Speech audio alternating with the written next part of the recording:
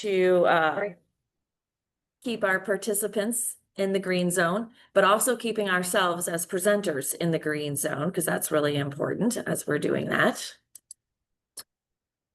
I'm going to share my screen here.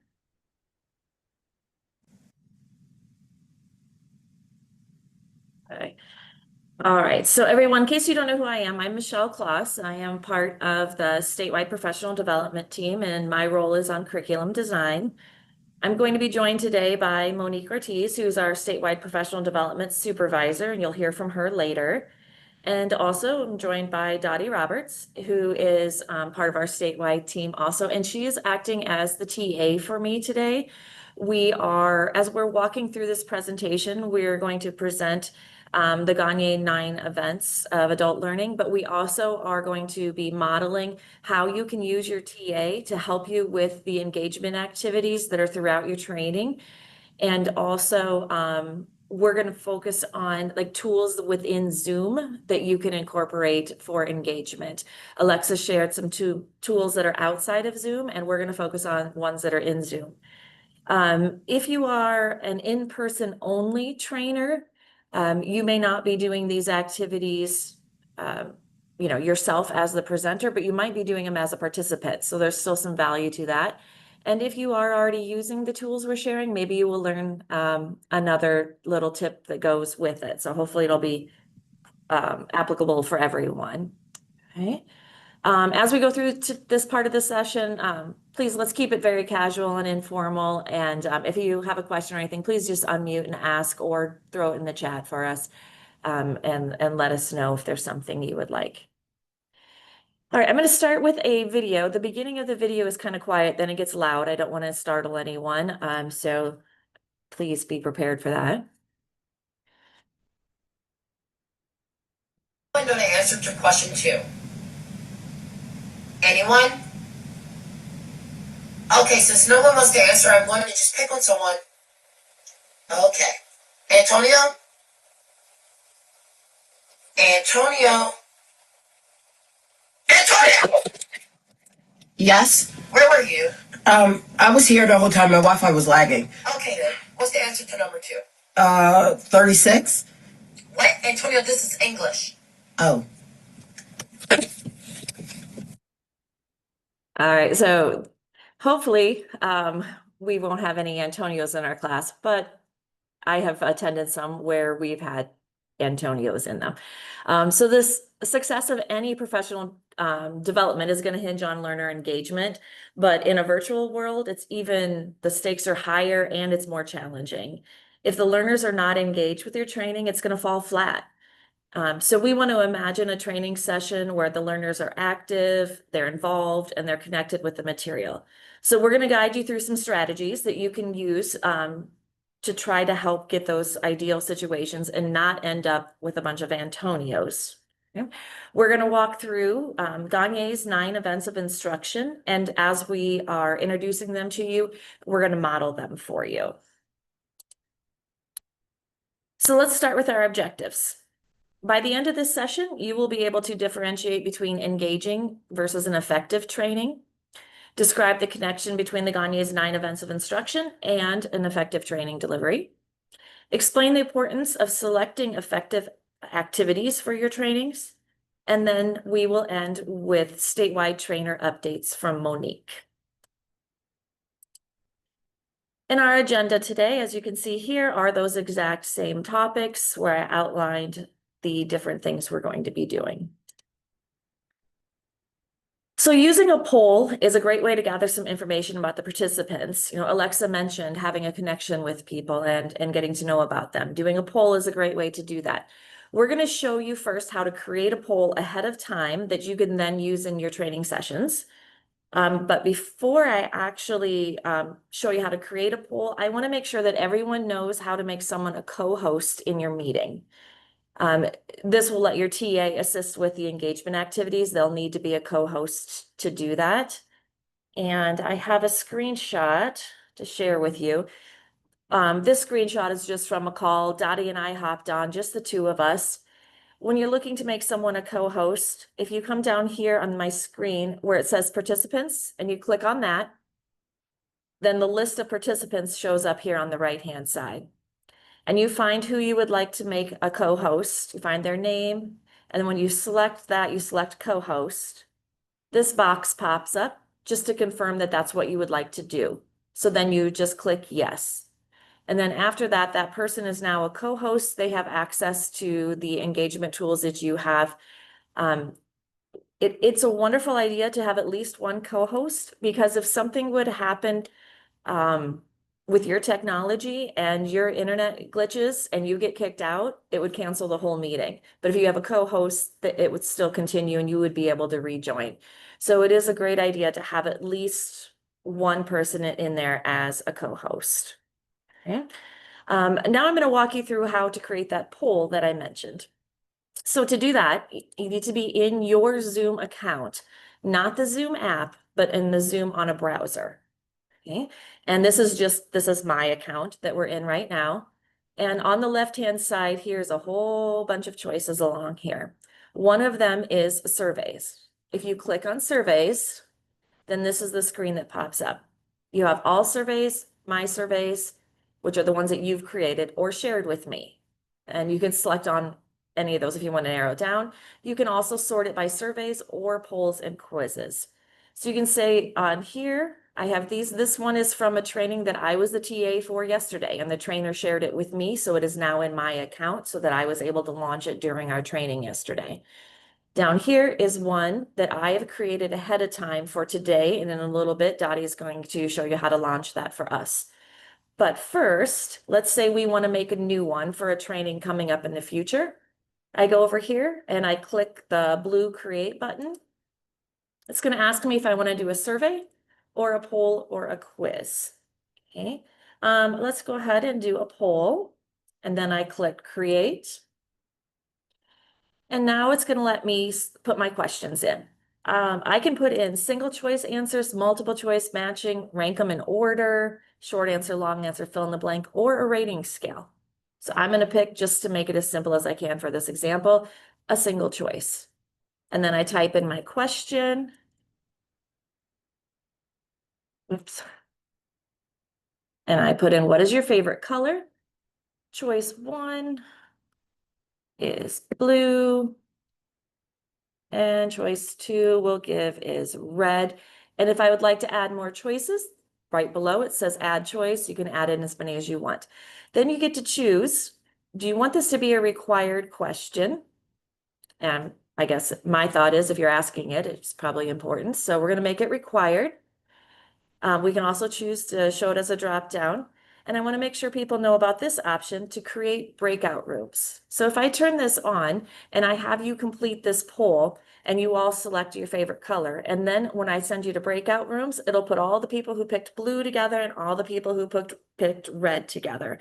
It's a great way. Let's say you need to sort home providers, center providers, or infant toddlers and preschools. This is a great quick way to do it.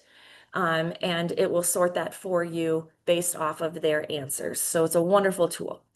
If I want to add another question, down here, just click add a question, and then I can do that same process.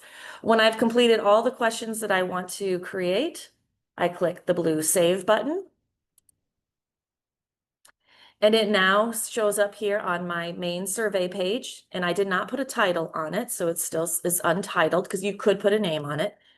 But now that I've created it, I also want to make sure that my TA is going to have access to it. So these 3 dots here, and then it says share to.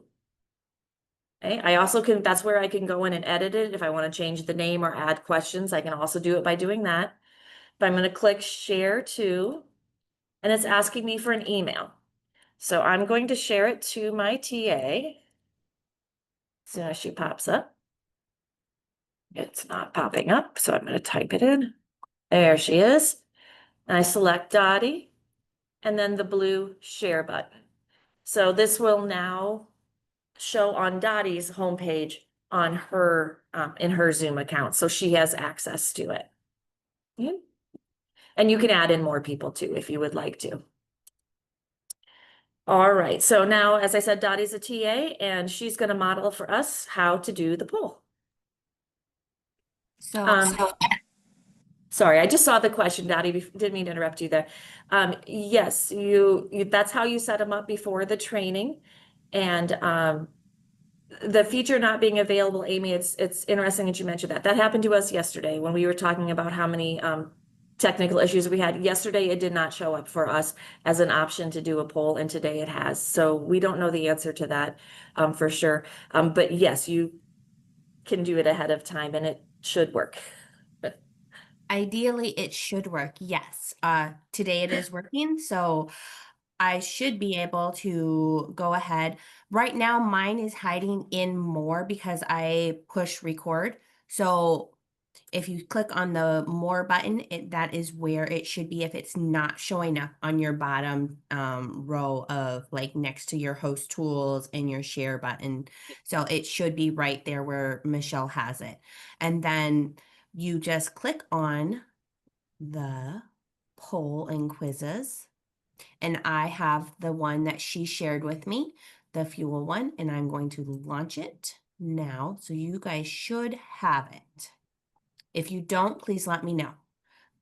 All right. And then once everybody has, the majority has answered, it should, I mean, I'm sure a lot of you are familiar with it. It gives you a percentage of how many people have actually answered. So once you get really close to that 100%, then you can end the poll and it will show up for us on the screen.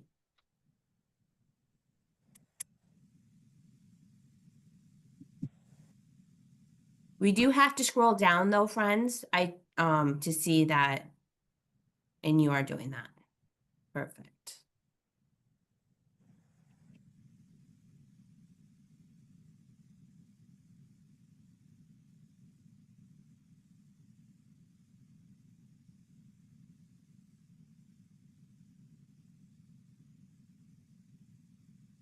Looks like I have about 9 of you so far who are almost done. So we're about halfway there. Give you a little bit longer.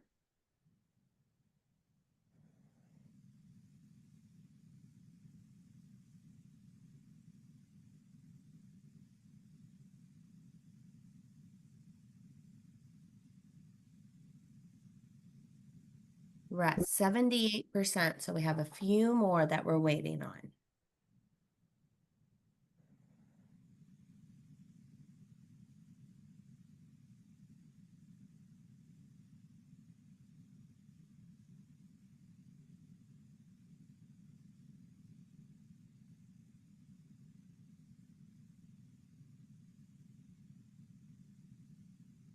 I'm going to go ahead. It looks like we only have, we're at 95%. I'm going to go ahead and end the poll now. And then I'm going to share the results. Can you guys all see the results? Perfect. Michelle, were you going to talk about them? Or am I? I wasn't sure. You can go ahead, Dottie, go for it. So I mean, as you can scroll through and you can see, you know, what, as you read the question, in your experience, what is the biggest challenge in delivering effective virtual training? It looks like we're pretty tied between keeping learners engaged and managing technology and logistics. Number 2, we have a real, looks like we're pretty strong in our engagement. It's like we have a real strong feel for it. Number 3, Michelle, did you have something? No, you're doing great. Okay. What is the single most important element? Looks like your guys are really strong on engaging the contact and activities. How comfortable are you troubleshooting in common technical issues when they arise? Looks like we're hitting number 3 real hard on the average. We have a few who feel really strong at it, and we are very thankful for you because we could have probably used you yesterday. And then what is the critical role of a virtual trainer? It looks like we are you guys are pretty spread across the board but it looks like we have a strong indicator between facilitator of learning and motivator and engagement driver. So, and that is the results. And when I push stop sharing, the poll should go away. All right. And thank you, Dottie, for demonstrating that. And the wonderful thing about the poll is it just pops right up for people. They don't have to go to a separate tab or anything like that. It just pops up. So even the people who are the most cautious and concerned about using the technology, the poll is a nice way for them to be able to participate and not feel too overwhelmed with that. All right, now it's necessary for your session to be engaging, as we've been talking about today, but it's also necessary for it to be effective. And those two things are definitely not the same thing. For example, I could show you a cute little video of some puppies and puppies playing, and we would probably all be engaged with that video. But it's not really effective with achieving our objectives for today, for our training session. So it is missing the effective piece. An effective training is one that has the participants engaged, it achieves the learning objectives, and leads to improvement in their skills or knowledge. So it's more than just being fun or engaging, but it's also delivering effective session and making it meaningful. Okay, so we would like to have both. So how can we help ensure that our training is engaging, effective, and leads to lasting learning? Well, we're going to talk about how we can help that by learning how people learn. So today we're going to delve into Gagne's 9 events of instruction. And like I said earlier, not only are we going to introduce the 9 events, but we're going to also experience them as we walk through this training. And it's important for you to know as we get started here that Gagne's 9 events, they're a roadmap. They are not a prescribed sequence necessarily. You're to use the steps flexibly and adapt them to meet the needs of your learners and the content being presented. Some of the steps will be longer, some will be short, some might actually happen together at the same time, and that's all wonderful. So, event number 1 brings us back to Antonio. So if we think back to the opening of our presentation, Antonio's facilitator did not gain and retain his attention. The goal is to capture the attention of your participants right off the bat. You might have to get creative and you need to meet them where they are. Some people prefer icebreakers, others like humor or quotes, or maybe a mindful challenge. For you guys, I chose the humor of this video because that's kind of my go-to. I like humor.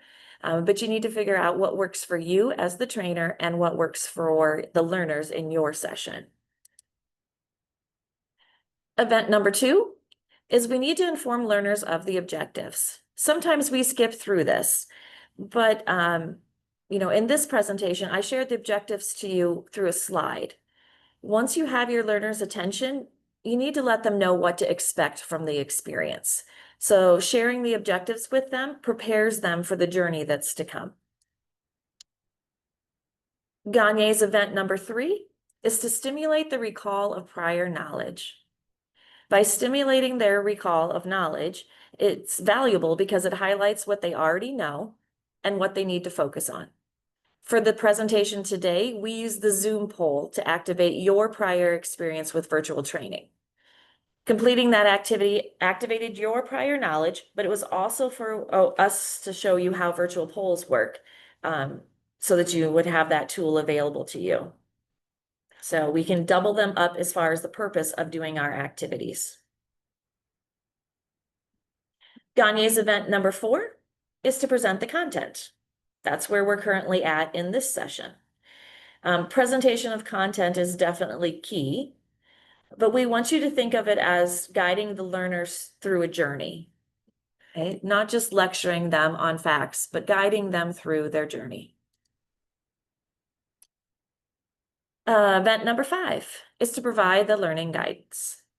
Everyone learns differently, and so having different methods of presenting the material is important. Repeating items is necessary. We're going to model this event using the activity of a Zoom whiteboard. Not only are we going to learn about this event, but you also get to practice another tool within Zoom that you can use. Before we actually use it, I'm going to show you how you can create your whiteboards ahead of time so that you have them ready. So once again, we're going into our Zoom account, on the browser, not on the app again. And on the left-hand side, you'll see above where surveys is, you'll see whiteboards. When I click on whiteboards, you'll see whiteboards that I've already created and ones that have been shared with me. Okay, so if I wanted to launch any of these, I could click on them and be able to use them. Up here is new whiteboard. Also templates. There's a lot of templates in there that you can use that are already set up by Zoom for you. And you can import if you have them coming from a different source. So I'm going to show you how to do a new whiteboard by clicking on that. It's giving me the option of the templates again over here if I would like to use any of those. I do not, so I'm just going to X out of it. And when you're in the whiteboard, your tools are over here. So you have a pen, you can make shapes, draw lines, text, equations. So if you have any math, you don't have to do it yourself. You can add sticky notes, you can make comments. So the sticky note, for example, when I click on that, I can choose the color I would like. And then I can place it wherever I would like, change the size, I can change the font, all the things, and I can type on it. Okay. If I come to my comment box, I can come and comment on someone else's sticky note and put that on there. And we can start a comment thread. The three dots, I can find the, where's my stickers and emojis? I'm a big fan of those. I can pick one and place it on a sticky note if I would like. Okay. So lots of ways to interact. And then the sticky notes can be moved around if you want to categorize them or whatever you would like to do with that. And now Dottie is going to share our whiteboard for us. Once again, as the co-host, it should be showing up right at the bottom of your screen. Today, mine is in the more because I activated the polls. So, but if you just click on the little three dots on the side, it is pulling up a little box for me to click, and I'm going to click on the breakout rooms. Nope, I'm not going to do that. I'm going to click on the whiteboard, and I'm going to click on an existing whiteboard. And then I'm going to push continue. And I'm Betty, going to, are we supposed to be seeing your screen? not yet. Okay, okay. Yep. So I'm going to click on ones that are shared with me. Michelle, all whiteboards. I am not finding the ones from yesterday shared with me. Those are the same ones Okay. that we used yesterday. Okay. Train the brain. The let me find it on here on mine. And we're going to have it in collaborating mode. We're going to open the board and we're going to see what happens there. Make sure this is the right one. This is all from yesterday's. Yeah. So we're looking for the Venn diagram one, Dottie. Yep. So we're going to go to the whiteboard again. All participants. Yep. What I want. I want you to go away because here we go. We practiced this yesterday and this one actually worked fairly well. And now it is not going to today for me. So existing whiteboards. And if it does not work, Dottie, that's fine. We'll just create one real quick because it was super easy. See, I just have all of these other whiteboards, not even the one that you sent me. So, and it is the one I sent you. It's just that we didn't clear it. So if you just want to stop share on that, and then I'll come back on to share and create it for us so we can keep her going. Okay. Okay, so I'm just coming back to the share. Okay, and we're gonna go back to that create the new whiteboard. And I'm gonna use the shapes. I'm making a Venn diagram for us. I need a circle. Put my circle here. Whoa. I need another circle over here. Okay, so on our diagram here, we're going to talk about engaging activities. And over here, we want effective activities. And if you could just use sticky notes, and I would like you to practice using that feature and add to the whiteboard on things that are engaging and things that are effective, if you are able to.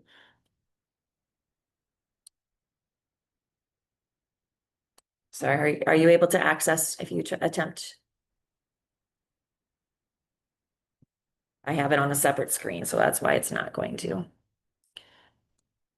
Do you have access to the whiteboards on the I'm getting there, yeah. Sorry, guys. There we go. Now you'll be able to do it if I took it off screen share. Perfect.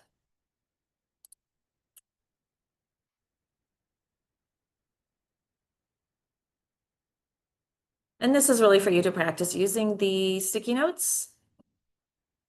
So we're going to give you just about 5 minutes or so to play around with the sticky notes and just practice using that tool. Feel free to add the stickers and comments and things on also.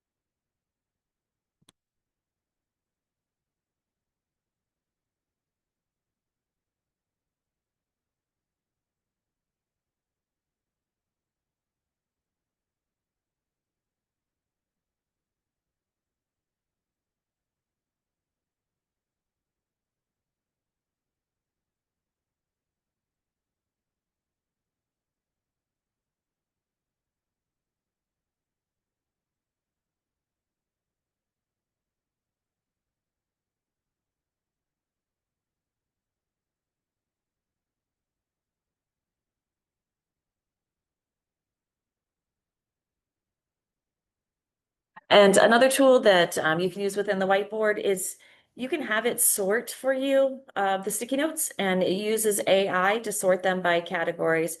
I only experimented with a little bit, but I basically put color words on the sticky notes and it separated them for me and put like all the blues and all the reds and things together. So that might be another feature that you want to experiment with a little bit that could be useful in some of your training sessions. Okay, for the sake of time, I'm going to go ahead and X out of that. Thank you guys for participating. And, also when things happen, when it doesn't go right, that's going to happen to you in your sessions. And so just kind of being prepared for it and to know, okay, what's my plan? If this doesn't work, what am I going to do? And, it didn't work for Dottie and I because I forgot to clear the whiteboard from yesterday's session of this. And so we just go with the flow and you do the next thing, right? There will be at some time something that happens and you kind of just have to expect it and be comfortable with that. really fast, Michelle? Yes.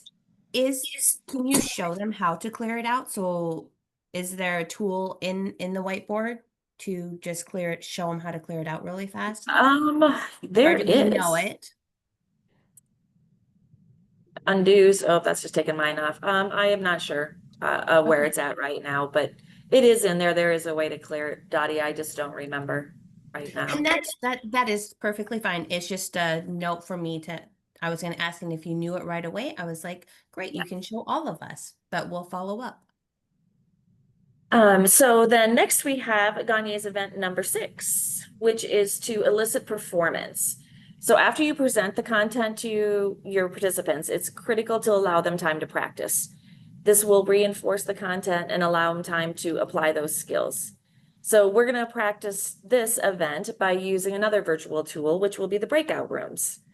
When you use breakout rooms, it is important to give very clear expectations and make sure that people know what is expected of them within that training or in that breakout room. This is a document that we have that we will share with you, just with some general and basic tips on here.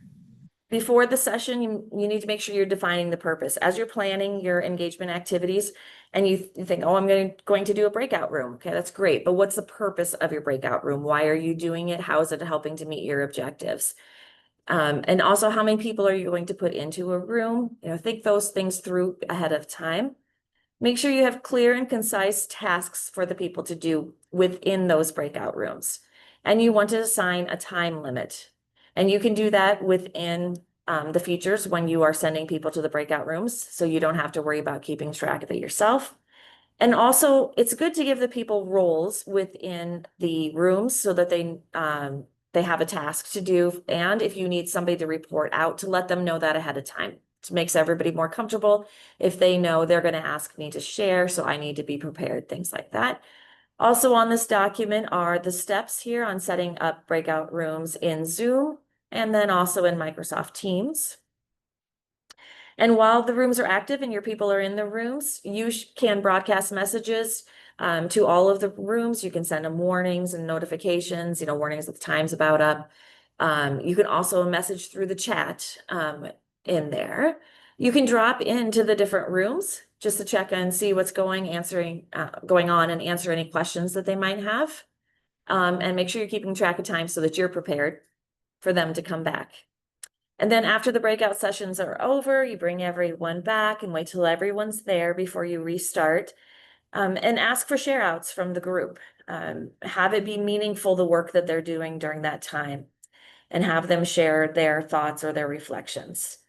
And in general, you might want to have a slide or some sort of documentation with the instructions before you send them to the rooms. Make sure that they are listening at the beginning of your instructions, not just the end of the instructions. And then practice ahead of time so that you're more comfortable with it. With all of these engagement tools, just spend some time and practice them before you try it. Encourage equal participation, and of course, have a backup plan. Because when things do go wrong, what are you going to do? So your breakout rooms are not working. What are you going to do instead? Just always have that plan and be ready for that. Okay. So Dottie's going to demonstrate breakout rooms for us and give us instructions of what she would like us to do.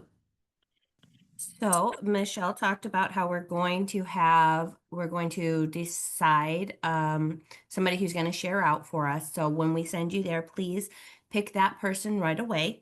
So that way you know who is going to share for your group, because we will, when we come back from breakout rooms, each group will have time to share today. And in your group, you're going to discuss successful strategies and or techniques that you have used in virtual trainings. And I'm going to open the breakout rooms for you because I've already have that set up. And you can, if you don't see it to join, please let us know.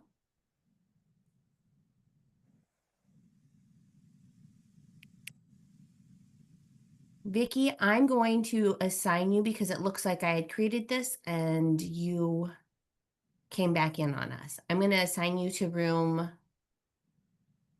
3.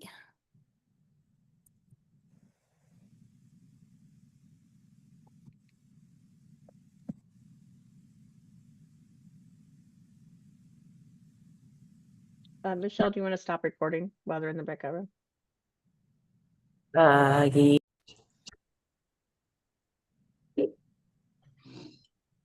Oh, it is still me. So it looks like everybody is coming back, and I'm just going to go. I'm not going to try and mix this up. I'm going to go in order from, it looks like, how many rooms did we have?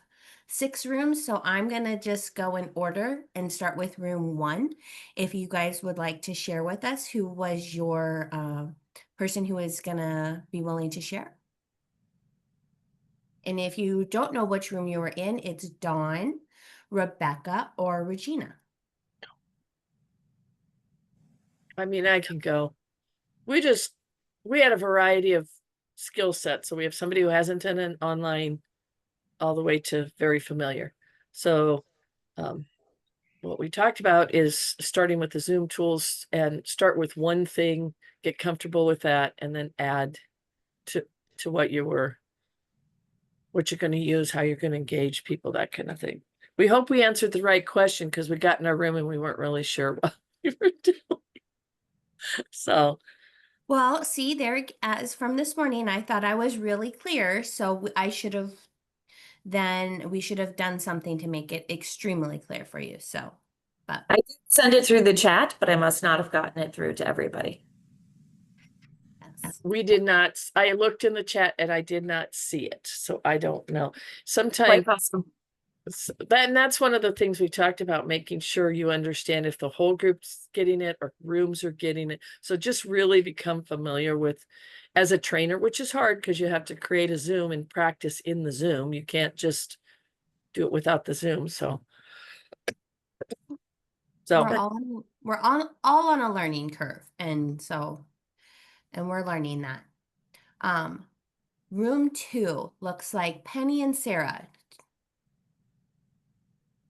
So I'm going to share. So we really talked about just kind of being intentional with things, such as, when you're using the breakout rooms, if you're going to do them random, or if you want to specifically put people together based on either they do or don't know each other, or making experience with inexperience. So just, trying to be more intentional, or being intentional about how we're doing that. I actually didn't know that you could use the poll to make the breakout rooms, so I learned that today. So that's good. Using more of those games virtually. I've done several. Some don't work as well virtually as in person, so that's always good to know also.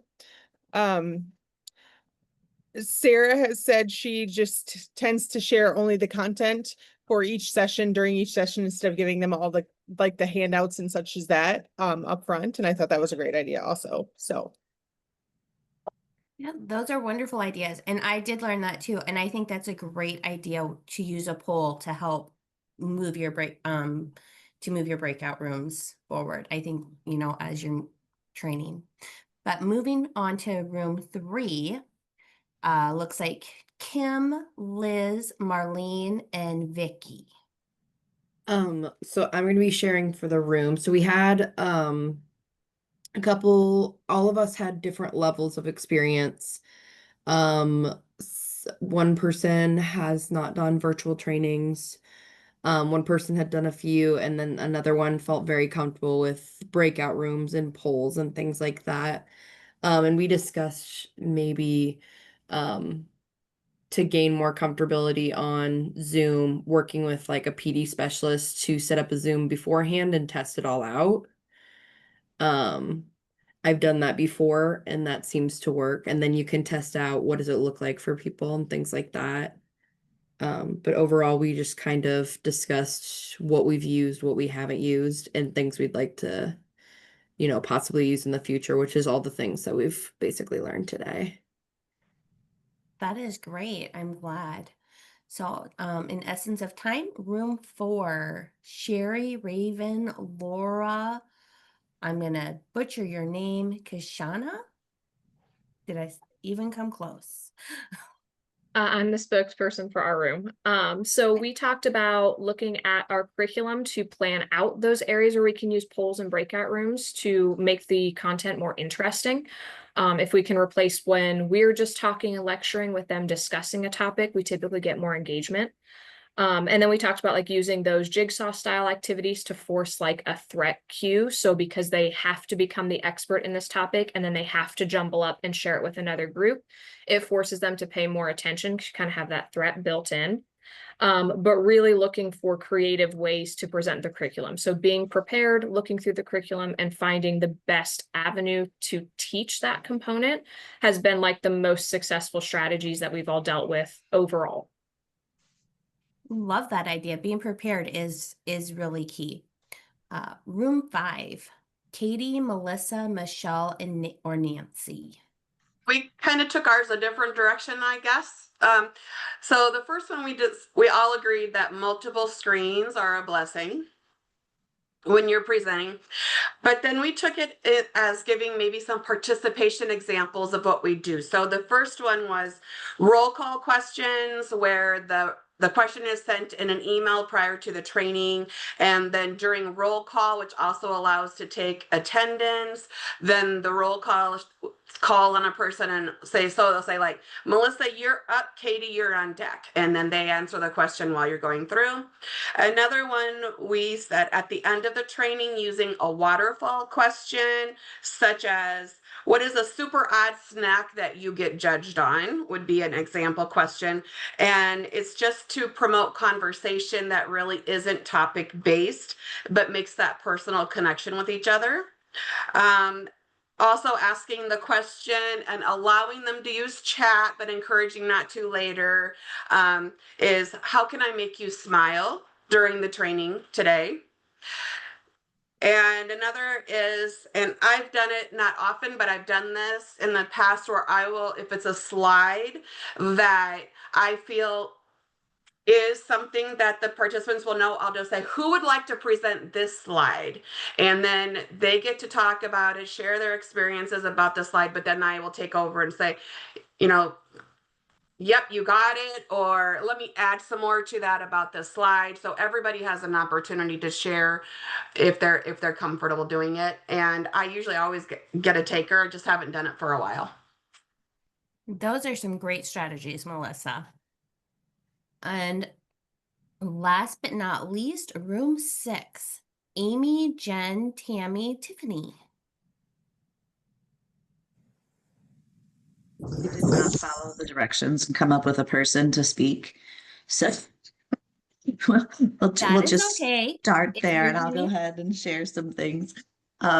So we again have that wide range of experience, people that are just starting out in training and have not done virtual yet versus people that have done quite a bit of training, some to the comfort level of doing a lot of the things. But we talked about some of the successful things is, you know, relying on other people in your class. So like Amy had said, there's like, if you're on a Chromebook, it has different features than if you're on a Mac or if you're on your, you know, so if somebody's having technical issues, saying, okay, who else is on a Chromebook? Is there somebody that can help assist in a private chat, you know, so that it's not pulling you away from the instructor, that all of a sudden you become facilitator to tech help, and also using like your TA person. Also reading your room, we talked about. So if you are finding that a lot of people are struggling with technology, like I can't hear, I can't this, maybe you're like, you know what, in my brain, I'm just going to skip that because I know that the group that I have today is not going to be able to handle the task of joining a link through a chat, you know, so kind of reading your room and understanding that, and always having a backup plan we talked about. We also talked about making sure you send things out ahead of time if all possible, kind of like what the last group said too. If you have links or articles or resources, even if they can't get to it in that moment because they're, you know, too many screens and all that, you have the resource to try this again later. So, you know, we did say, you know, anything we can send out ahead of time too. So we kind of talked about a lot of the same stuff that other groups talked about. Well, I think you guys have a lot of very valuable tools that you can take away from this and that you guys can use, because you guys are your best resources. You're the ones who are out there doing this. So we appreciate you sharing these ideas with us. All right, great job, you guys. Excellent participation and everything from all of you today.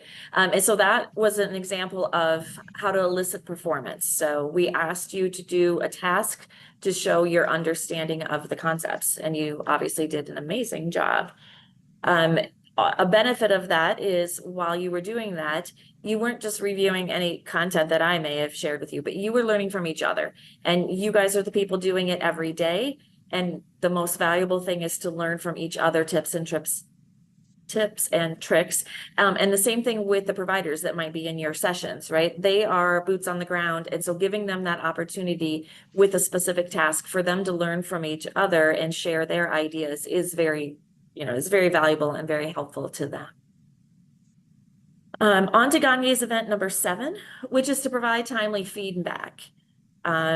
You know, today you got feedback with each other in your small groups. You received feedback when we came back to the large group, and then you received feedback from Dottie and I. So it's important to give feedback to your participants on the work that they're doing and the tasks that they're doing as you go through the sessions.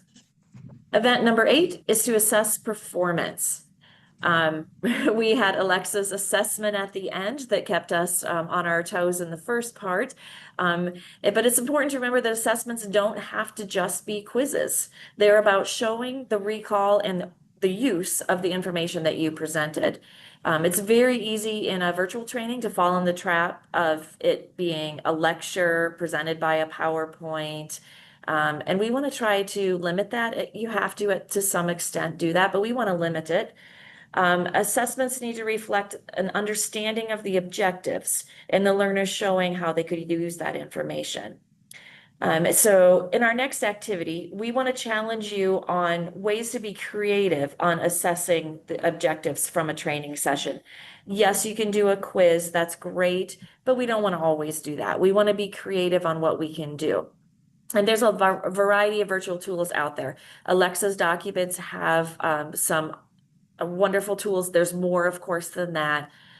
We've shared some that are through Zoom, and we want you to be creative and think of those tools that you can use for assessment. What we're going to do today for assessing your performance is we're going to put you into breakout rooms again. And I'm going to give you the directions now, so I want to make sure everybody hears them since we had trouble with us sharing it clear last time. In your breakout room, you're going to have an objective that is from ChildNet, actually. And you're going to just brainstorm ideas of what engagement activities or assessment type things, what tools in a virtual setting could you use that go with the objective. And our objective is caregivers will recognize the importance of planning for safety and supervision. So we're thinking about safety and supervision. What online virtual tools, objectives, activities about safety and security could you do within a training on that topic? We're going to ask you to just brainstorm in your small group, and then we're going to come back and have you share out large group on a whiteboard to practice using the sticky notes again. Okay, so the objective is on safety and security, and just brainstorm those tools, and I'll let Dottie take over.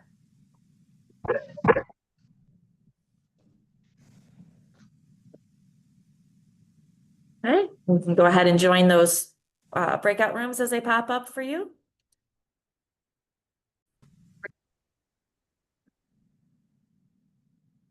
Looks like everybody is back with us. So next up, we're going to share what you guys talked about in your breakout room onto a whiteboard. And I'm going to be opening up a new whiteboard. Don't show again. It should be showing up. Is everybody able to see it? You guys can go ahead and put your ideas on a sticky note on here from the things that you discussed. I'm going to mute myself because my dog is in the background being a little bit chattery.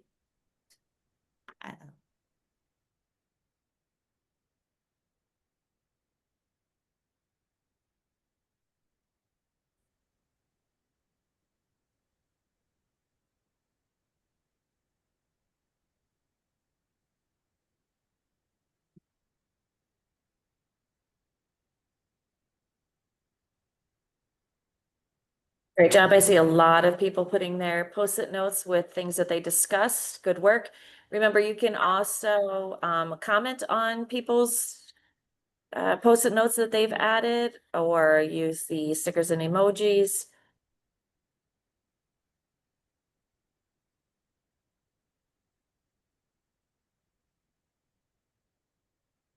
And if you have any other ideas that you did not talk about, you can of course add them on there also.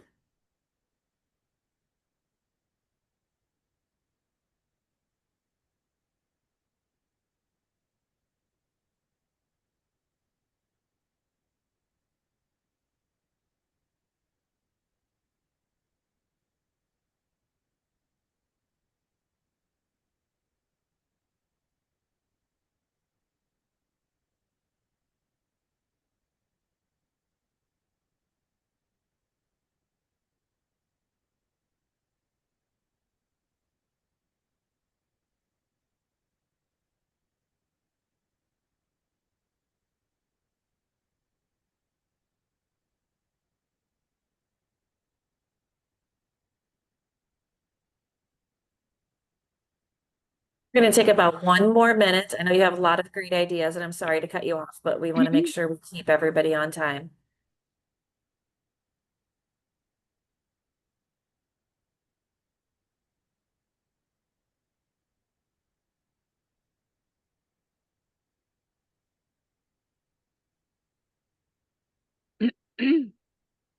See a lot of wonderful ideas on there. See a lot about scenarios. That's one of my favorite things to use too. So I apologize. I'm going to close out of this. If I cut anyone off, I'm sorry. Thank you for your work in the small groups and on sharing out here. Share my screen for one last time for me. Okay, now we're going to move on to event number 9. Event number 9 is retention and transfer. Might be the last one, but it's probably the most important one. The goal of a training is for the learners to be able to transfer the information that you present to them into their real world situations. It's important to allow them to have time to practice or to be able to support their ability to use the content with them. You won't always have time during your session to practice more, but at least give them resources and the ability to practice outside the session. And that's what we're going to do for you today. Alexa shared with you in her handouts some resources. This is another resource that I'm going to put the link for this into the chat for you. This is from Endurance Learning, and they call it their activity cookbook. It has 63 different activities. Some of them are for in-person, some are for virtual, some are for both. They have activities for the beginning, the middle, and the end of a training. This resource is just one that I selected to share with you. Of course, there are many, many more out there and lots more activities, but this is just one that I selected for you to use because I was quite impressed with it. Of course, please keep in mind that an effective training is more than just finding activities to engage your learners. It has to lead to results for them. You have to choose your activities with intention. Make sure that you're connecting the activity to the objectives of your session. And of course, this is just a starting point for you today. You guys are all wonderful at what you do. We are here to try to support you, and we wanted to share ideas with you on ways to help you in the work that you do, and to encourage you to try some of these things that, although they might be uncomfortable to try at first, when you get used to them, they will be wonderful. So I'm going to pop this link into the chat, and then we're going to give you a quick 5-minute break before we have Monique finish up for today for us. So if you would come back, let's come back at 11:47, please. Okay, so go ahead and take that break.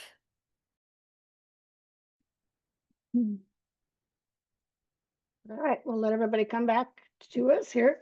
Excuse me. Give it just another minute or so. Thank you for letting me back in, whoever got me back in. You are very welcome.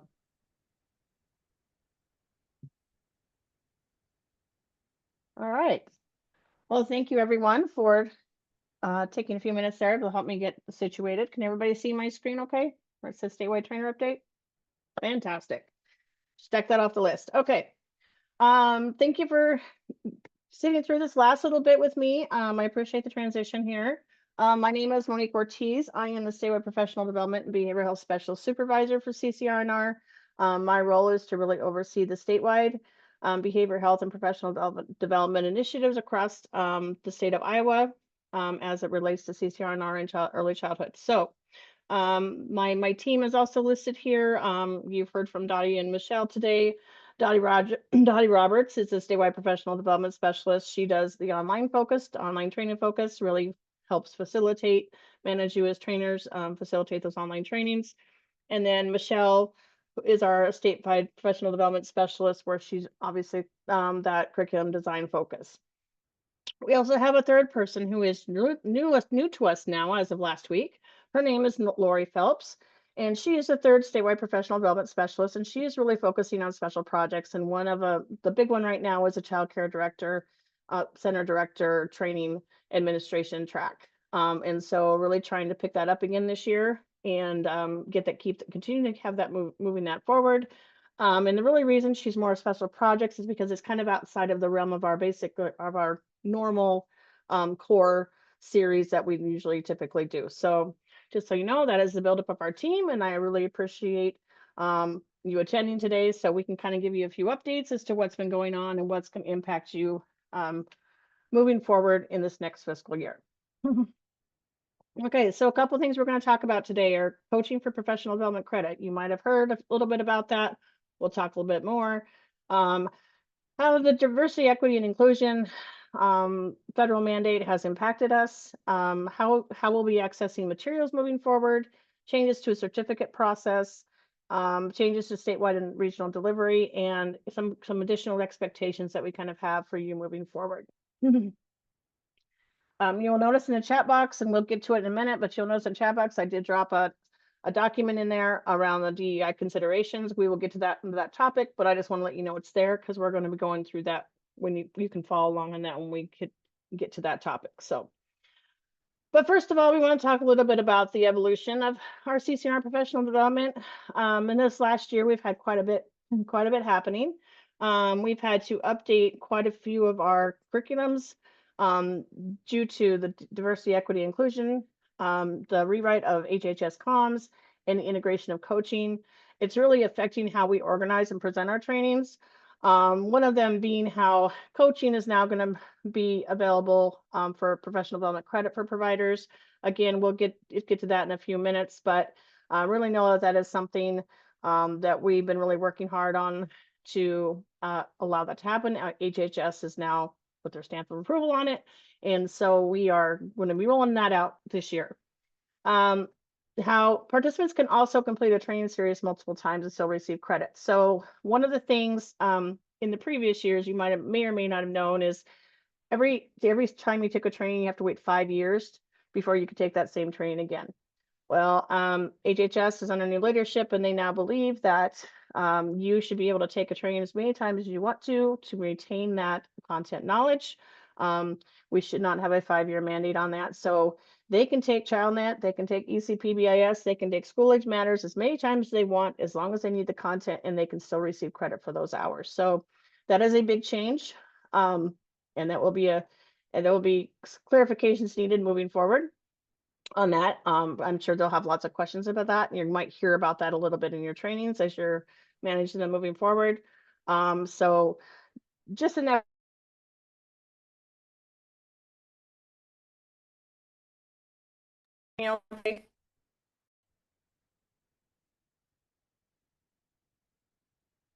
One second.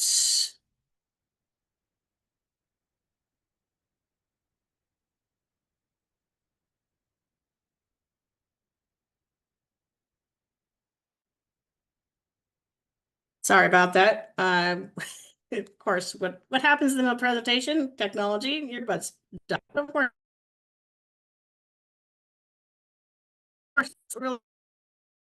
is the self-study catalog. So we are really going to start working on filling some of these specific gaps within our training catalog outside of our core series, so 1 and 2 hour. And so we're really looking at building that up. So we're really going to have a lot of those available. Some of you may or may not be aware, but we had just recently rolled out the ECPBIS preschool and infant toddler e-module tracks, self-study tracks for from the Peer Model Consortium. We bought their license, and we're now able to offer that for free for our providers moving forward. So that is just the start of building out our catalog. I'm very excited about that. So just keep your ear to the ground, and you may hear a lot more things that we're doing moving forward with that. So just so you know, that's happening. We're also going to be having some intentional PD tracks around center director, school age, behaviors, so on and so forth. Really trying to be intentional in what those could look like, especially in the administration piece, kind of what Lori is going to be kind of taking the lead on, really filling those gaps in a very intentional way. Something else we're really going to be focusing on is our trainer support, our support for you as a trainer, and the fidelity within how we deliver our training. So you may see a few things here moving forward about, we may be asking you to do some reflections, some self-reflection on how you're how your trainings are going, that kind of thing. Really just trying to make sure we're hitting those fidelity markers and make sure everything from a training organization perspective are being, those benchmarks are being hit. So, but we're also going to be offering some trainer support, having some evaluations. What do you need? Or, you know, some individual tracks, possibly on some content. So keep an eye on those, on your email on that. You might see a few things come out for that. And then we're also going to be really talking about, you know, there's been a change in how our core trainings are offered to maintain accessibility and the scheduling within that. And we'll talk about that in a little bit. So just kind of give you a little overview of what we're going to be talking through. All right, so kind of on that note around the delivery is we now, the way that the contracts are now being written, because we do have this statewide component, the regional is really focusing on those face-to-face trainings, right? They can offer some core if that is a need. If that's something that's really needed to happen to occur within a center, those kind of things. But really their full focus is really those face-to-face intentional range of topics to really meet the needs of the program. So if they're really needing some stuff on development on appropriate practice, we're going to get some training in there for them about that. If we need some administration around for our directors, we're going to get some training in for that. So really focusing on those face-to-face intentional trainings. These are the regionals, really those regional pool of providers, right? So you're used to when you're doing trainings, you know, in the region, you have certain pockets across the state of where you go to a certain city or a certain town, and, you know, you have your pool of providers there. So for the regions, that's not going to change. You'll still continue to have material kits for small and large group activities like we do with ChildNet. And we'll always keep in mind as we roll out different curriculums, what other materials are needed. So you'll still have those available as well. But really they're really being scheduled based on need. So they're really trying to fill the need within the regions as programs are needing it. So, so you'll see that a variation in that as well. And then also one thing for the regional is we're not requiring a completion of an enrichment activity to, you know, as a bridge between for that retention and assessment piece for our face-to-face right now. But that's kind of the difference between that and the statewide would be, we really offer the core online, right? So well, the only thing we're offering right now is core trainings. We're offering them all online, the PITC, PBIS, School Age Matters, ChildNet. Really want to make sure we have accessibility for all providers across the state, regardless of, you know, if face-to-face is what they need, great, region's going to take care of that. But the statewide is really making sure we have those options available. It is a statewide pool of providers. So instead of having just your little pockets within each region, it is a wide range of people across the state. So you're going to have people from Region 5 and Region 1 and from Northwest and Southwest Iowa in these trainings. So you're going to have a lot of different perspectives as well.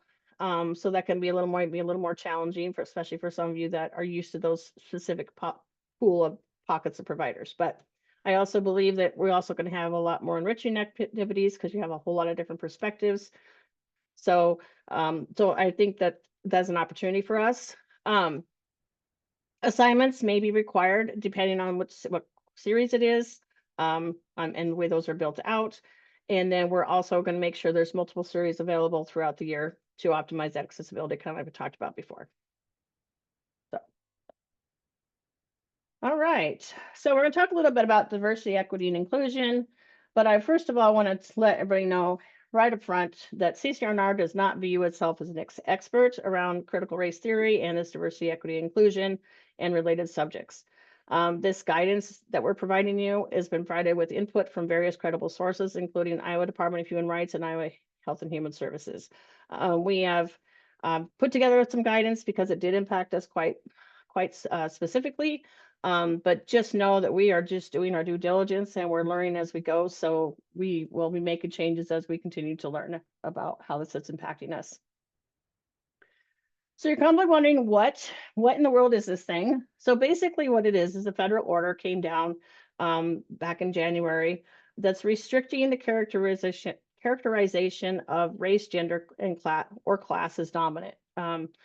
Also, it also restricts bringing attention to or advocating for a specific group or individual that may be perceived as disadvantaged. And it's also restricting the use of unintentional discriminatory comments or behaviors that reinforce stereotypes or inequalities. So in a nutshell, really what it wants us to do is to promote a welcoming, equal, and fair space of support, which in all fairness, we've been doing that for years, right? We really have tried to create that welcome space. So now we just have to be a little more intentional about that. And the reason why it's impacting us the way it is because we receive federal funding through the Child Development Block Grant and Iowa HHS. So it is very important that we comply with these political directives as they impact the services we provide. Now, I also want to note here that this is just an Iowa restriction only. Other states may have different varied versions of the things moving forward of what they were supposed to comply with. So this guidance is really just for Iowa. But just to let you know that those mandates are in place. And as you kind of move forward, you may hear some things in the training world about why or why not we were not able to do certain things, and that's because of this directive. But if you go to Minnesota or if you go to Wisconsin, maybe you're at a conference and you're seeing that they are doing some trainings on these topics, they have a different structure and they make their policies based on what they feel like they need to do. So this is only for Iowa. So basically, what did we end up having to do? So we have had to revise the language and scripts related to diversity, equity, inclusion. So anything that includes the terms or concepts around culture, bias, inclusive care, equity, anything around assumptions, perceptions, all the things with even anything remotely around it, we've either had to remove content or change wording and to really meet the expectation. We have added a disclaimer to our training website stating that we are in compliance of this. And we've included on our website, and we've also included in self-study units, and we've also are included as part of a handout as well. At this point, we have not put it on any of the training slides because we feel like that's going to be enough. But if you do hear and get questions and trainings, we just know that it's out there, and we definitely adhere to those things. So a couple of things that were adjusted based on this. So my team has been really great this last year about reviewing everything and kind of getting these up to date. So this was kind of a big ask for them. But one of the decisions we've had to make around ChildNet 3.0 is we've had to remove session 8 completely. It was around culture. I mean, it's in the title, right? Culture, race, and diversity, and how we integrate culture into classrooms. So we've had to remove that session. So we no longer have 25 hours. It is 22.5 hours. Just note that that is temporary. We will be looking at the ChildNet system in the next year or so and trying to really figure out how to build that back in a different way. We've also reviewed the ECPBS infant, toddler, preschool, and family childcare trainings. The family childcare is a new one that will be rolled out next year in September. But the infant, toddler, preschool, because it comes from the national level, we can only do what we can control. So in the modules, and you should have all received, PBIS trainers should have received an email just of an update of because we've had to remove some slides. We've also had to take out some language. There should have been an email that went out a couple weeks ago, and you should have got that from your training specialist from the region about those changes. But know that for all infant, toddler, and preschool trainers, there is a meeting with the state leadership team around this work in September that I would also encourage you to attend to talk a little bit more about what that looks like. But there are Iowa specific slides. So basically the thing about that is you have to download them. You have to use Iowa slides and not download from NCPMI at this time because National did not change their slides. We did. So there is a certain folder you now have to download that information from. But more information, like I said, should have come through that email. If you did not receive that email, check with your local training specialist. or also attend the ECPBS meeting in September. You should, if you're an ECPBS trainer, you should have received that information from Marissa Kaler. If you did not, just reach out again to your local training specialist and they can get that information for you. PITC of Iowa Module 1 through 4, we have had to restructure that. We will be making the adjustment is basically we've taken out what used to be the Module 4 and condensed because Module 4 was all about culture and those protective urges and families and that kind of thing, right? And so we kind of had to take all of that away and we have restructured it. So what is now Module 1, used to be Module 1 through 3 is now Module 1 through 4. It is 4 sessions in each module instead of 5, and they're 2.5 hours apiece instead of 2. And so it's still 40 hours. There's still 10 hours modules. It's just looking a little bit different. And in School Age Matters, we have also reviewed prior to this year and reduced that language as well. So just so you know, each one of those series, if you were a trainer for each one in ChildNet, ECPBIS, or PITC specifically, there are special meetings that you've been invited to get that information and receive what those updates are. So we're not taking time today to go through all of that in entirety, but just so you're aware that those changes have happened. So as I noted before, there is a handout that I sent in a chat box. So if you did not receive that, let me know. And let me move it. Come on, computer, work with me here. Move it over here so we can kind of go through it for a second. So there's some things that we can do as trainers and as a training organization to really comply from this. And it's, like I said before, this is stuff that we've already been doing. And so this isn't really while it's like, okay, we have to do some work around it. There are some things that we are already doing to ensure safe space and making sure people feel welcome. So the first thing is and I'm going to go through all of them in entirety. You can read them, but I'm just going to kind of do an overview of each little one. So create a safe and open environment where everyone feels comfortable, right? We've already made that kind of one of the things that standards that we really like to do as a training organization. So this isn't really a huge leap, but really having those respectful and empathetic conversations and encouraging active listening.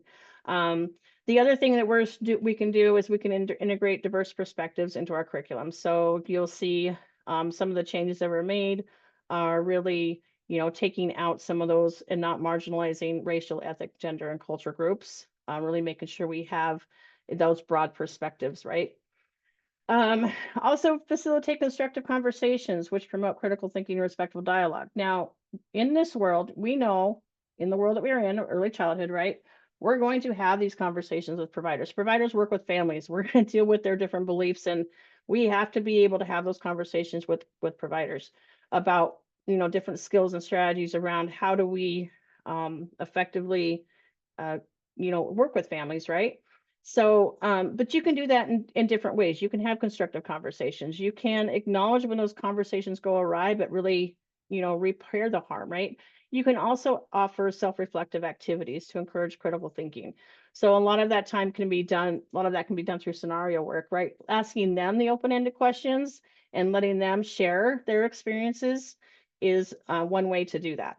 And also around scenarios and having a group scenario that you work through and then also sharing it. So, it's not coming from us generally of saying, this is the content, this is what you have to do. This is more about them coming collectively up with some strategies on their own. So we're not overstepping that. You'll see some supports coming out to you later on this year as well, as far as, continue to kind of help with this. I know this can be a really big challenge, especially when we have providers that have some really strong opinions about how they feel about parenting and that kind of thing and caregiving. And so we'll need to make sure that we have those supports in place so you can help manage those conversations as needed. They are critical to have, but we just need to make sure that we are allowing them to share their experiences in a very safe space to do so. Something else that we can do is to avoid the terms in neutral language. So some of you may submit trainings to us to be approved as you're kind of a trainer that creates trainings, right? And so if you do that, you want to make sure, because part of our vetting process moving forward is going to be making sure that it does meet this DEI directive, right? And so any content around bias, cultural bias, being culturally appropriate, racism, racial inequity, routines that are inherent that around a specific culture, those kind of things, we really want to make sure that that content is structured in a very unbiased way. So as you are going to see, we're going to have some checks and balances to make sure that those are appropriate. Now, that being said, we can only control what CCRNR can control, right?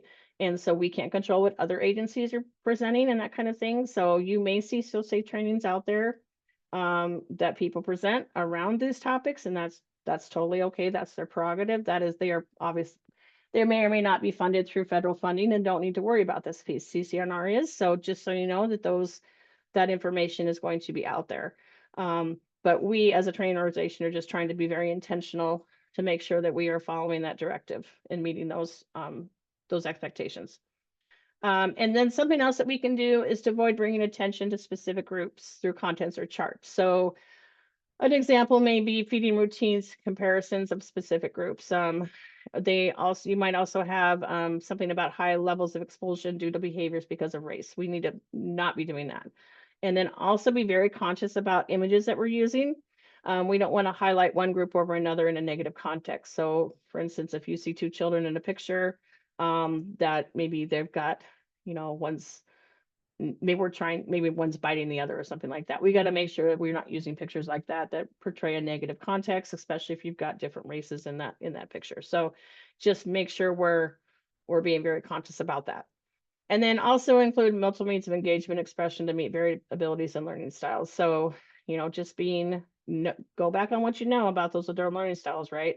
And, those strategies and different ways to present material so that we're not having to, maybe it's less discussion and maybe it's more group work, right? And more scenarios, that kind of thing. So, and we've made some adjustments to some of the activities to kind of offset some of that already. So just be very cautious of when you are, before you do train, that you, especially this year, if you haven't changed HowlNet in a while, make sure you're downloading those slides and reviewing those. PBIS, the same thing. We did a good job about tracking what changes were made so that you can go back and look at what slides, 90% of it is just language, right? The rest of it is, but some of them slides have been removed. And so, and it's just what we had to do. So just be conscious of those. And if you do see in some of those slide decks that they have been skipped, please do not unskip them and present the content. It is important that we comply with what changes have been made. So, okay. So I know that was a lot, but just want to kind of give you an update on where we're at with that. So to stay on time, we're going to move on to how you're going to access materials moving forward. And so you've been hearing us talk a little bit about last year too, about digital handouts. I know some of you used them, some have tried different ways to kind of get the handouts to everybody without having to get a manual. It was kind of an interesting year as we're kind of figuring that out. But now we have a professional development online document sharing page that is part of our SharePoint in our Microsoft. So all handouts are going to be digital from moving forward for everyone. Printed manuals are a request only, and for those face-to-face trainings, regions will be responsible for printing the manuals that they need. You're going to see more and more links being sent, more QR codes being available for those handouts. Providers may be asked to print their own handouts that they want to bring to training. We're doing that just, it's just where we're going in the digital world, and we need to stay kind of up with that. But we also understand that providers do like the option of having the handouts printed. We will just not be offering those printed unless they are requested at this time. And then it's really important that you as a trainer download the PowerPoint prior to each session. So we're in this PDoc sharing page, we are going to be able to go in and make edits very quickly and then reload them. And so it's going to be important when you go to when you have a series, before you start a series, to download it every single time, because we're not going to be able to shout out to all trainers all the time saying, hey, we've made this small change. Just make sure you're doing your due diligence about going and making sure that they're updated. And we'll keep kind of a handout in there of like noting when the last thing was updated. So that if we updated ChildNet for some reason, we will note in there the date that it was updated, so that if you do see, yeah, it's been that long since I've trained it, I do know it. I do need to go back and load and download that. So we will be keeping track of that in there as well, so as you kind of know what that is. So it's on this link here, and for time purposes, I'm not going to be able to share with you today, but just so you can kind of see it on the screen, there is a ChildNet 3.0 page, and it's all broken out from your PowerPoints to your videos, and all your handouts are in that page. So you will get access to that. Every trainer will have access to that. Through Dottie will be sending those links out to you. So watch your email for that if you haven't already. And you'll be able to download the handouts, send out the links to your participants from this file and everything. So it should make it fairly seamless. Again, just be patient with us as we're kind of trying it out for the first time is at these first few series. So there could be some glitches, which is going to happen. But just so you know, you are able to share that link as needed. So just watch your email for that. Okay, something else you may have seen come across the table this last 6 months or so is that we are no longer printing certificates. This has been a work in progress for multiple years now, and we're finally here. Where we'll be using just iPower professional development transcripts to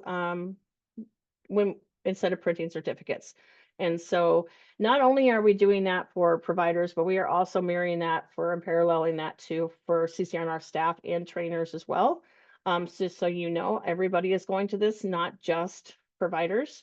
So we are now tracking staff training, CCRNR staff training in that, as well as this training itself will also be in iPower. It'll be a very easy way for you to be able to go and pull your report. Just like what we do with our providers, we want you to have access to all their training in one place, so it moves with you, not just stays with you with the agency that you're in. So, so just so you know, it's just always refer them back. You're going to get that question in trainings. I'm sure it'll come up quite a bit. When am I going to get my certificate? Well, guess what? You don't. You're going to get it in iPower within 10 days after the training is completed. So that's going to be pretty much our. You can refer them to our CCRNR page, and it has the information on there as well. So, and there's been quite a bit of communication that went on about it. They should be all be aware of it, but people are still going to want to ask about that. So, and there are 2 webinars that were conducted in June for centers and for homes, and so they can watch those as well. So if they have any other questions. So the next thing we're going to talk about is the coaching for professional development credit.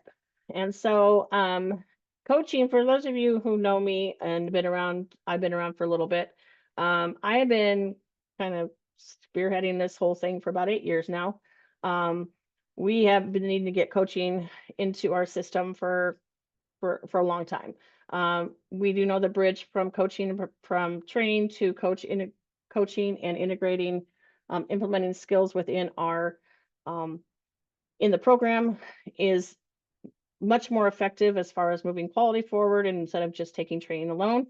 And so very excited that back in March, wish we had a little more time, but back in March, the behavioral health team was actually asked to pull together a process on how we can give them coaching for credit. And so, so really what is it? It's a professional development activity involving a collaborative partnership between a provider and outside experts. So when we're talking about a provider, and now we're talking about the program and our consultant staff throughout CCRNR. So it's really, those would be our outside experts. This expert offers support to build skills and knowledge on a specific concept learned during the training series. And the implementation includes observation, goal setting, action plan, and reflective feedback.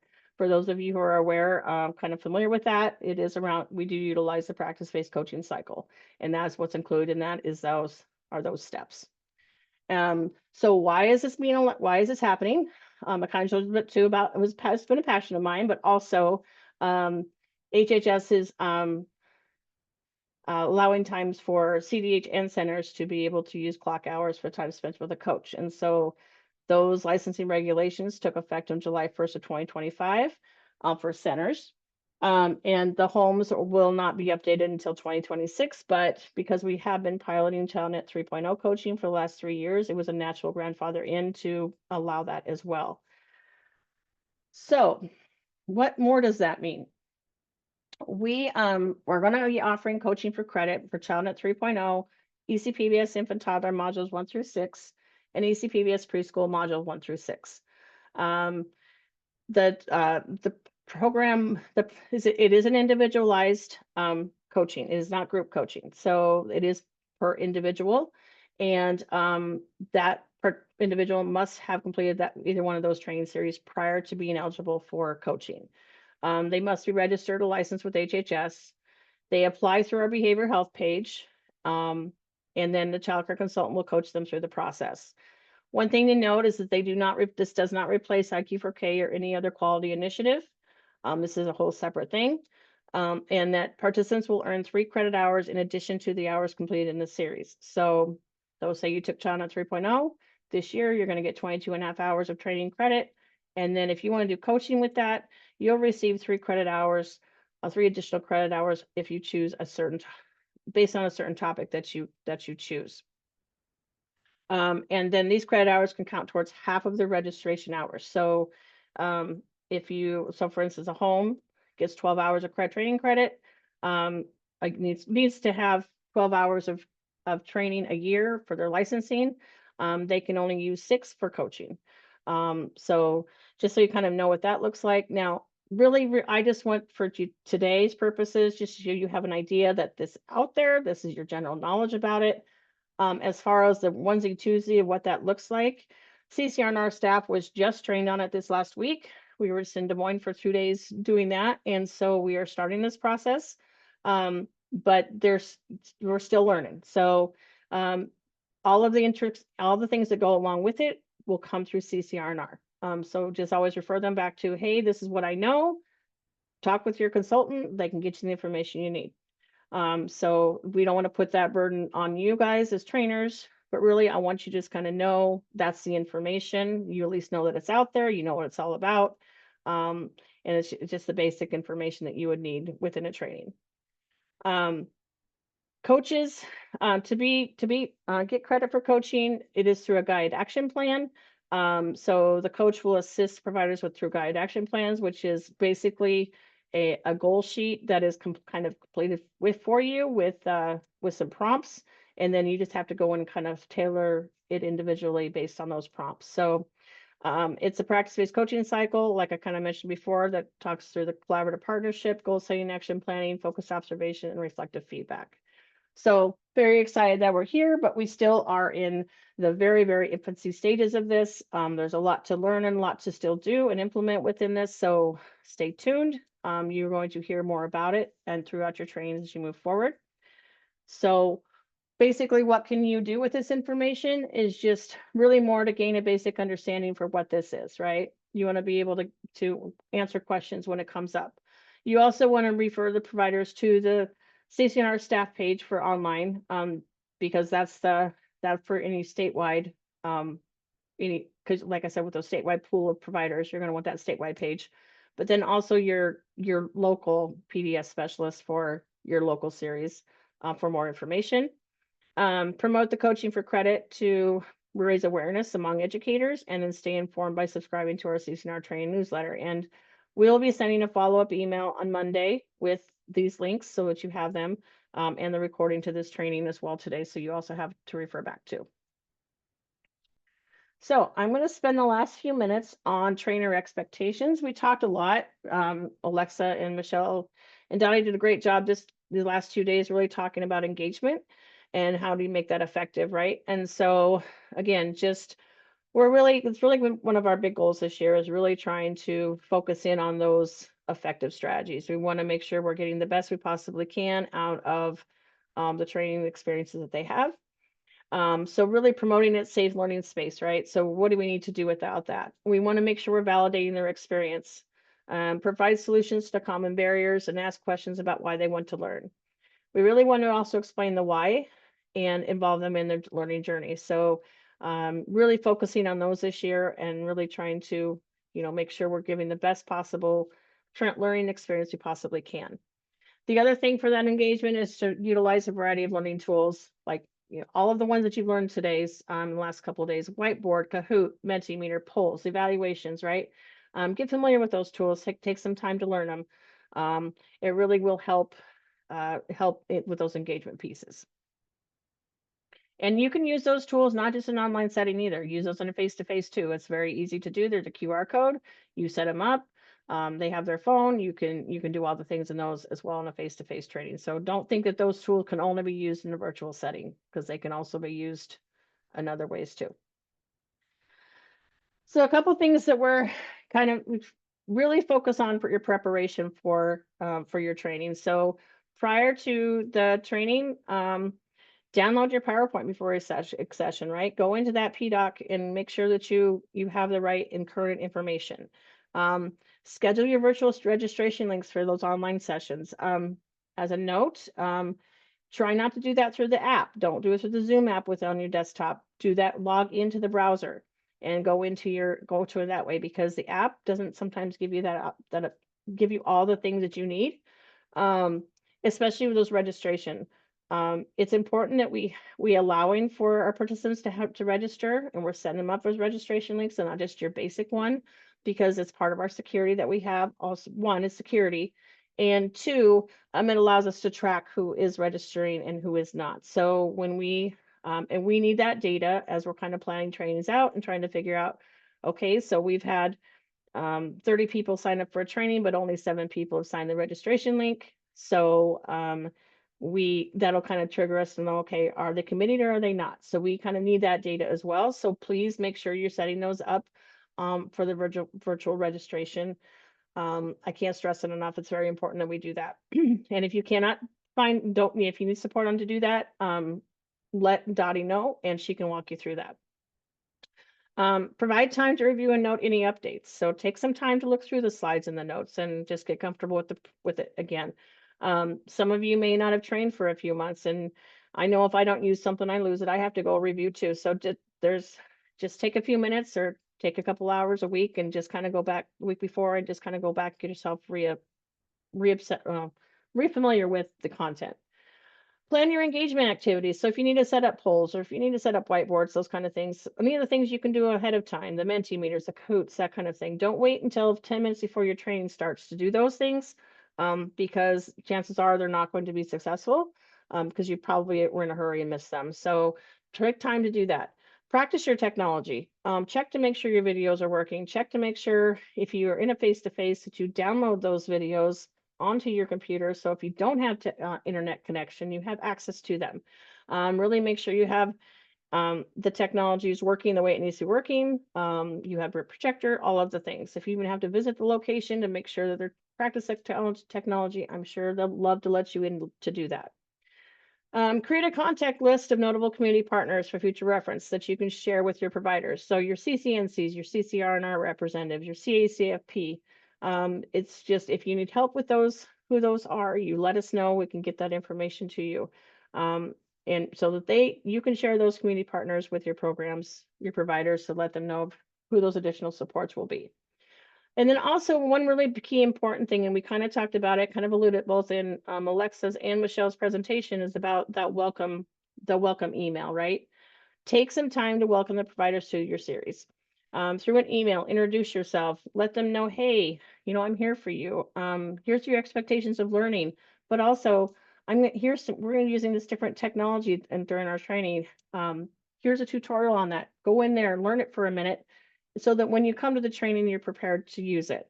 Nobody likes to be surprised, and I think that's sometimes where that technology kind of gets in, make people a little bit nervous. If they have time to kind of look through it first, then that's great. They're a little bit more apt to engage and feel comfortable with that. So really just say, hey, we're going to be using a whiteboard today. Here's a tutorial on how we're going to interact with that whiteboard, or annotation, or or even if it's Kahoot, whatever it might be. Just give them the opportunity to practice it before they come in and go to the training, so they know what to expect. And then during the trainings, just allow for ample time to set up. even when they're virtual, you need to give yourself at least a half an hour or so to get online, make sure your technology is working. Everything is up to speed. Maybe you've submitted some polls, make sure those are working, test it, get your TA person on there with you. Really to make sure everything is going to run smoothly. You want to organize your materials and test your technology, and then your housekeeping items, just to make sure again that we're reiterating those expectations of learning. Share key contact information, complete attendance, and provide next steps. So really those connections to especially with coaching, making sure they're connecting to CCR&R for those experiences. So for one more minute, your next steps are to attend specific series updates. I know the ChildNet 3.0 trainers already have their update. And so, but ECPBIS is coming up as well as PITC. So if you could attend those specific ones, you can get the information. They will be recorded, so we can refer back to that information. Practice accessing the SharePoint drive for the materials. Like I said, Dottie will send you that link. Subscribe to the CCNR Professional Development newsletter. That comes out twice a year. It will have some needed information in there for you.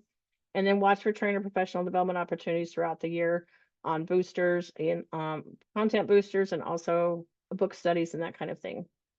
So that is all I have for today. And to be cognizant of time, it is 12:30. So I do want to be respectful of your time. If you have any questions about anything, I went through it very quickly and I didn't really allow for time for questions. So let me see if there is, can our community resource list be added to the shared file? Absolutely. We sure can do that. We can, you just let Dottie and myself and Michelle know. We can definitely get you what you need. We're really here to support you. So just whatever you need, let us know how we can make your training experience the best it possibly can be. So I don't want to keep you any longer because it is a Saturday morning. So thank you very much for attending today. And I appreciate your commitment to our training world. It's a big one. And so I just appreciate all that you do for us. So thanks so much. And we'll talk to you all soon.